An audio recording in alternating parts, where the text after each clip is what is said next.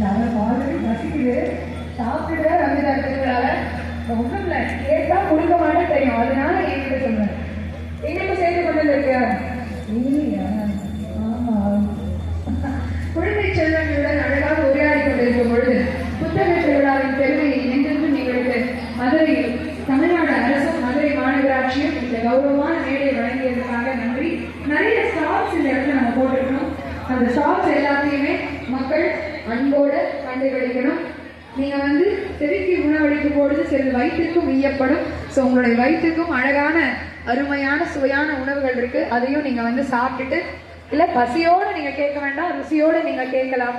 இந்த நிகழ்ச்சியில அருமையாக கலை நிகழ்ச்சிகளை கொடுக்க வேண்டும் என்பதற்காகவும் அருமை பெருமக்கள் வந்திருக்கிறாங்க. இந்த நிகழ்ச்சியில தொகுப்பாளரா உங்கள் அனைவரையும் முதலாவது நாள் நிகழ்ச்சியில சந்திப்பதில் பெரும் மகிழ்ச்சி.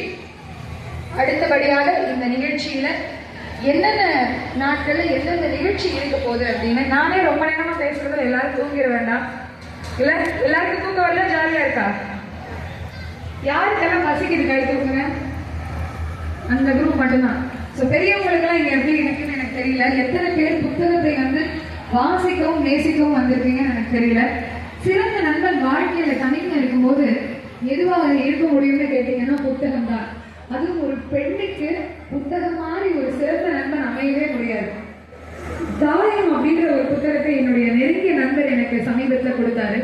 அந்த புத்தகத்துல இருக்கக்கூடிய ஆசிரியரை பத்தி சொல்றதுக்கு முன்னாடி புத்தகத்தை முழுசாக படித்து விட வேண்டாம் அப்படின்னு சொன்னாங்க.